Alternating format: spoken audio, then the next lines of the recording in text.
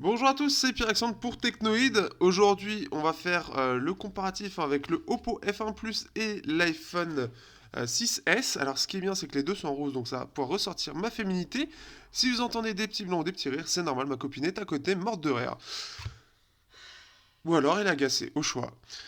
Ce Oppo F1, donc c'est la phablette, l'iPhone 6 c'est le normal par contre, mais alors Oppo est passé avec sa ROM, donc ColorOS 2 à 3.0 et les choses changent assez radicalement.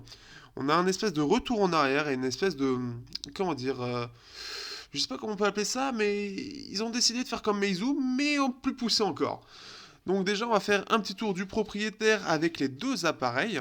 Donc tout d'abord, regardez bien, hein, c'est pour que ce soit assez complet, que ce soit assez, que ça se voit tout de suite. Hein. Vous regardez bien, c'est exactement la même chose. Pour bien comprendre à quel point c'était la même chose, si on les met donc face à face, on peut voir que c'est la même chose, sauf que là il y a un petit trou en plus. Là on peut voir, il y a les vis. Bon là, bon forcément c'est différent. On a le même micro et la même prise jack. C'est quasiment les mêmes dimensions, mais au même endroit. Donc c'est assez marrant. En termes de façade, on se retrouve plus avec la façade du Meizu Pro 6, mais qui est un petit peu plus lui, un petit peu plus petit.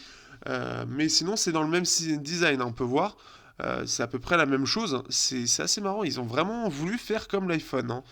On peut voir sur le côté donc le bouton plus fin, mais c'est sur le côté quand même.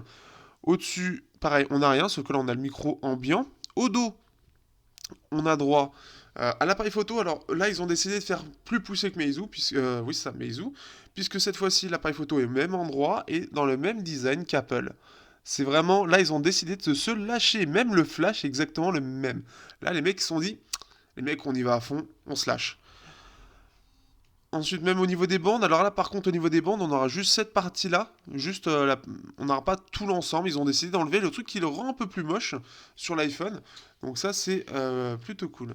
Et ma copine n'est pas contente que je dise que c'est plutôt moche sur l'iPhone, alors que c'est la vérité. Et oui, c'est un comparatif un peu bizarre. Une prise en main un peu particulière. Mais Meizu, Oppo, putain, je les confonds, j'arrive à les confondre maintenant. Oppo a décidé de ne pas s'arrêter là, mais d'aller encore plus loin que ça. C'est-à-dire que si vous regardez bien au niveau des icônes, alors là, ils se sont dit, les mecs, on est bien parti niveau design. Si on faisait la même chose aussi pour la surcouche, alors là, on a un petit, il nous manque un petit peu de temps, on va reprendre direct à iOS, ça va être pareil de toute façon, faut que ça se vende. Et donc si vous regardez bien, alors on va mettre un peu plus de luminosité, hop. Si vous regardez bien, le A, mais casse les couilles ce truc. Donc au niveau de la météo, on peut voir que c'est exactement la même icône. On peut voir, alors, ouais, ça me saoule. Les paramètres aussi, c'est pareil. C'est la même icône, enfin c'est le même design, légèrement modifié, mais c'est le même design. L'appareil photo, par contre, c'est pas exactement la même chose.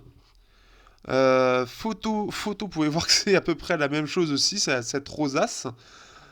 Il y a beaucoup de choses qui se ressemblent, mais ils se sont lâchés, ils ont décidé vraiment que c'était la fête. Hein. Ensuite, la calculatrice, on a quelque chose qui est quasiment pareil. Alors là, si on l'ouvre, alors là, c'est magique. On peut voir qu'au niveau des animations, c'est quasiment pareil. Ils les ont modifiés par rapport à ColorOS 2.1, qui eux reprenaient réellement les mêmes transitions, sauf qu'ils se sont dit, ah là, ça va être trop voyant les mecs, si on reprend même les transitions, là ça va pas le faire, il y a Apple qui va nous tomber dessus, donc on va faire quelque chose de différent, ce sera un petit peu mieux. Mais bon, c'est-à-dire qu'ils sont quand même allés super loin dans le truc. Hein. Les emails, alors que je retrouve les emails. Les emails, c'est quasiment la même icône. Ils ont décidé de faire un truc légèrement modifié. Les contacts, par contre, c'est différent. L'horloge, on est à peu près dans le même style aussi, je crois. Après, ça reste une horloge, hein, tous se ressemblent. Mais voilà. Qu'est-ce que je peux dire d'autre? J'en ai parlé de l'appareil photo. Quand je prends des photos, alors, s'il y en a qui peuvent me dire depuis quand l'appareil photo a cette gueule-là sur iOS, ça m'intéresserait. Parce que sur ColorOS, c'est à peu près la même chose depuis assez longtemps. ColorOS 2.1, c'est aussi la même chose. Mais c'est vrai que j'avais jamais fait le rapprochement, mais c'est quasiment la même chose que pour l'iPhone. Vous pouvez voir même le haut, là, même le haut avant, c'était pas comme ça. Alors c'est dommage, j'ai plus le Oppo F1, j'ai dû le renvoyer. Ça aurait été intéressant d'avoir le comparatif.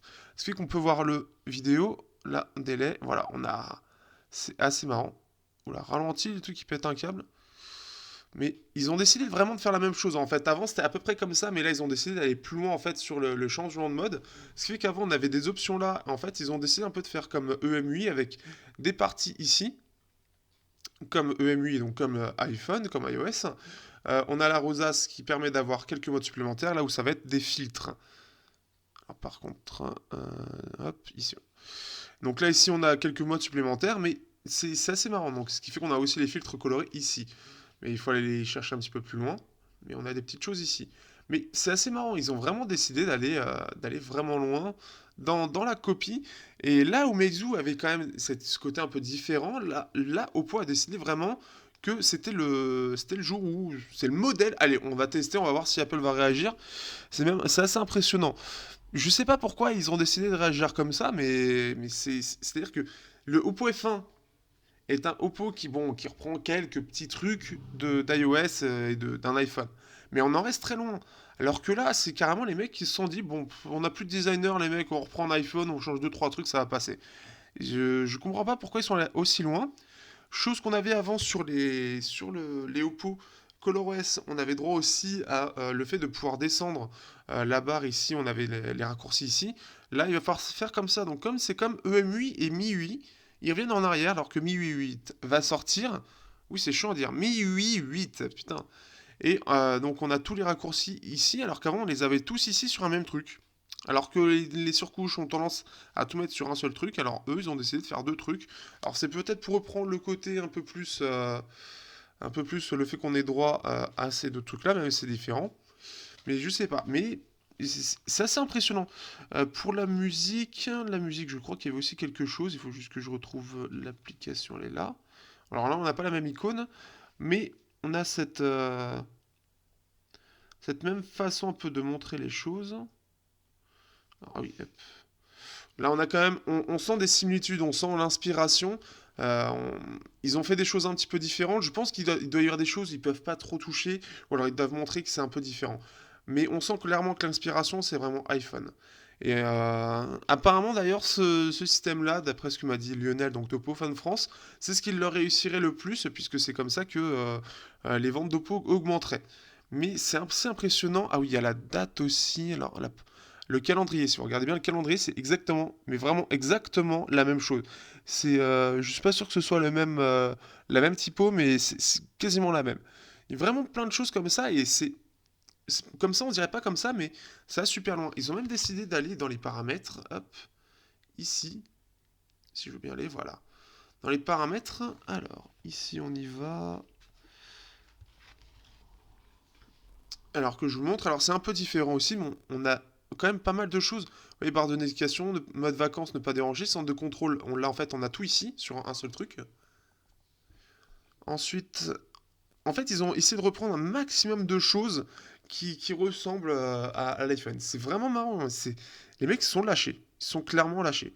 Et on a même ce côté maintenant, alors que reprenait un petit peu MIUI, mais eux, ils ont décidé de le reprendre. Avant, ils ne le faisaient pas du tout. Et maintenant, ils font ça. Et même pour, par exemple, l'appareil photo, au niveau des options, là où on avait vraiment le côté paramètres, alors que je retrouve, c'est dans...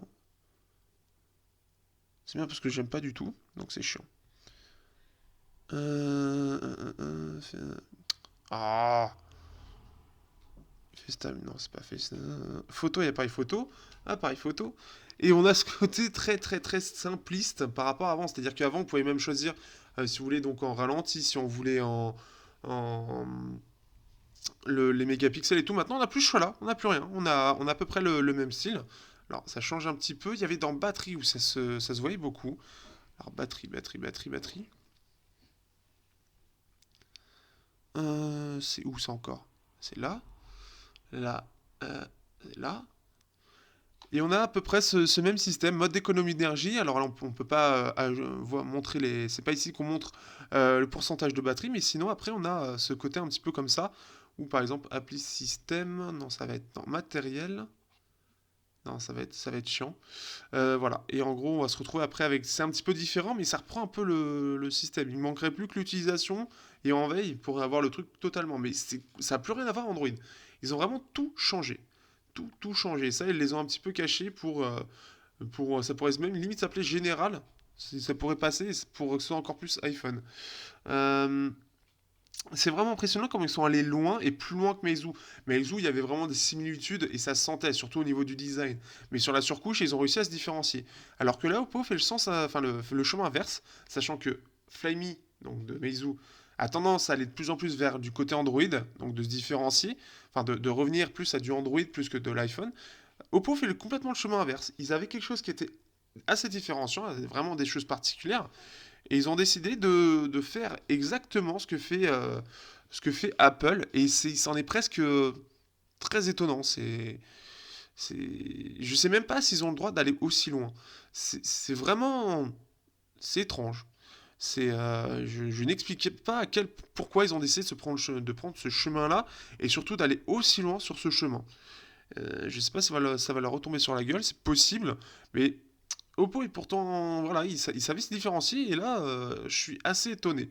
Donc après, ça peut plaire à toutes les personnes qui ont un appareil Apple et qui voudraient passer sur Android, mais à moindre frais et surtout avoir quelque chose qui les, comment dire, que vous soyez pas trop forcément trop déstabilisé, bah ça c'est un bon moyen, hein. C'est peut-être comme ça qu'ils essaient de faire, c'est une espèce de passerelle qui est la plus proche d'iOS que d'Android. Mais voilà. Après, ça, il coûte 400 euros. On peut sentir aussi, côté prise en main, ça reprend à peu près la même chose, donc quelque chose de très fin, etc. C'est vraiment impressionnant. Ils ont repris tous les codes d'iOS. On a par contre un meilleur rosé. Il fait vraiment plus rose, alors que celui-là, si on compare à côté, il part plus dans les oranges. Mais voilà. Mais toi, c'est or rosé. Mais c'est le même principe ici. Oui, je parle pas tout seul, hein. Je suis pas fou.